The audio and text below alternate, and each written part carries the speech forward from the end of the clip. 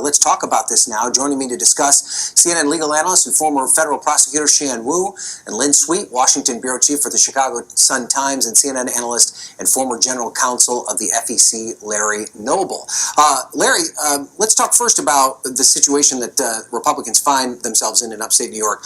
I'm from upstate New York. I know how difficult ballot access is there, not to mention the fact that Chris Collins probably isn't just on the Republican line. He's probably on 2 or 3 other lines. I would imagine, though, that New York State Republicans have some pretty good election lawyers that are going to be able to navigate the situation and get him off the ballot in time. Yeah, it sounds like they're trying. I mean, it sounds like they've got good lawyers who've figured out this avenue, have put him on a different race, which then opens up a slot, and then they can put somebody else on.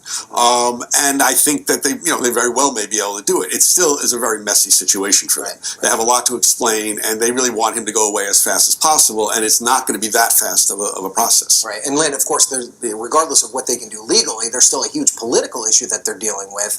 There's all this talk already about a blue wave. How does something like this impact the dynamics across the country in terms of Democrats trying to take back the House? Well, if Democrats want an issue of a corrupt Republican congressman, they've got it no matter what he does. And he could have done his party a favor by giving a clearer statement today. When you say you suspend a campaign, what the heck does that mean? Are you doing he could have added in his statement, and I will do everything I can to cooperate with Republicans to get me off the ballot and get a good replacement. Right. That also would have been helpful.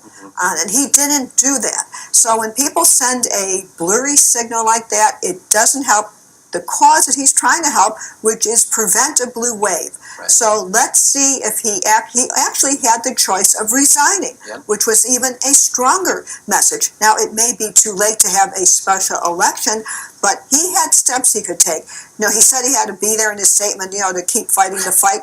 Well, if you want to truly help, there's nothing as good when you're accused of wrongdoing, criminal wrongdoing, as a resignation. Right. Very murky, to say the least. And we should say that, I know a Republican there, I'm from the Buffalo area, Stefan Mihailiu, who is the Erie County Comptroller, a pretty popular Republican there, former TV news reporter, has already announced that he's going to seek the seat. So there is already Republican plans to make this process go forward, but to both of your points, it's not going to be easy. Let's talk about the legal aspect of all of this, Shan.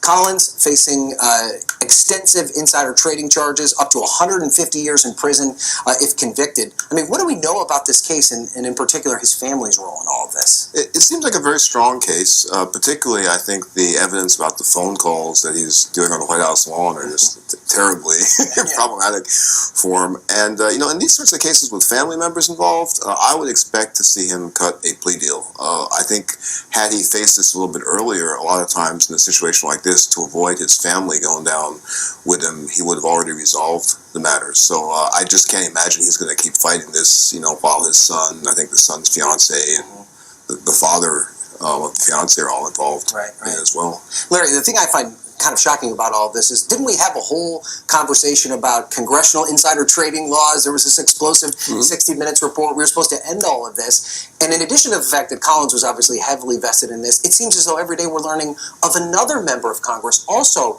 invested in this company. Is this still a problem that the House of Representatives and Congress in general need to get their hands on? It's a major problem. It's actually more of a problem in the House than the Senate, though it's a problem in the Senate. In the Senate, you actually can't be on the board of a publicly traded corporation. In the House, you can be. And that makes no sense to allow a member to be on the board. But even beyond that, they shouldn't be allowed to trade in stock in companies that they are, in a sense, overseeing through legislation.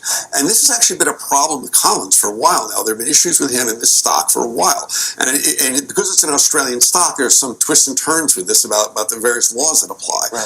He also basically tried to get, or did get, Republican colleagues to buy this stock. So he's been out there pushing the stock. And it's a major ethics problem. I think that the House has to really look at this. We have the Stock Act, is really referring to that, basically stop them from insider trading.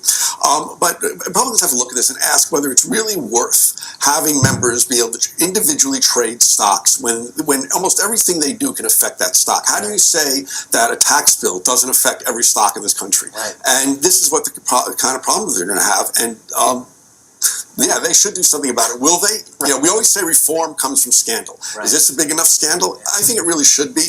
And especially if other Republican members, I haven't heard anything about other Republican members selling their stock. But if any of that comes out, I think this is going to spread widely. Lynn? Well, I think Larry, I think politically it's going to be hard to impossible to have a ban on stock trading because people do come to Congress, even of more modest means with a portfolio. Right. What is realistic is for the House to act, to make it clear you cannot be on the board of a publicly traded company under the, what the heck are you thinking, Congressman Hoo-Ha, that you are on this company and that your family's invested in the stock and you're a lawmaker and you are on relevant, committees. So I think that is politically doable because there's just, I don't know how many, but probably there's not that many lawmen. Do you know how many congressmen are on boards? I mean, this is very rare. People should know this is very, very rare because they are exposed. And in any competitive district, it would be an issue that so-and-so is going to sit on the board. It's not, again, like you have a job, like I'm a teacher and I'm going to keep teaching in Congress, or I'm a doctor and I'm going to see patients. It is a completely different ball of wax that we're talking about in terms of, in Colin's case, he actually sat on a committee that oversaw the regulation of this. So that's why he's a perfect storm of a collision of ethical problems that we're talking about. So I think what is doable, especially in this, before the midterms, is for the Republicans to show that they've done something, and what they could do is something that will affect very little people, which is say you can't be on a board. Now, Shan, let me just turn to Shan for a second. We've seen in the past that it seems as though in many cases that the federal government's got quite a bit of evidence against Congressman Collins in this case. It was normal for people to make plea deals in this case. It seems more and more, though, frequently, particularly members of Congress or public officials, tend to go and fight all the way to a courtroom. Would he be making a mistake in this respect? I know you don't know all the insight in all of this. It seems like he would, just because it's such a strong case here. And I think one thing that a lot of times people forget is sometimes we think of insider trading as kind of far removed from the common folks on the jury, and it's not. I mean, it's really just a basic form of theft. I mean, they're stealing in the sense that other people don't have access to that, and that's why they're very difficult cases to win with the jury, because once the jury understands that this is really just a theft case, then you become a very unsympathetic defendant. Right. Okay. All right. Terrific conversation. I appreciate you all for being here, especially on a Saturday. Thank you so much.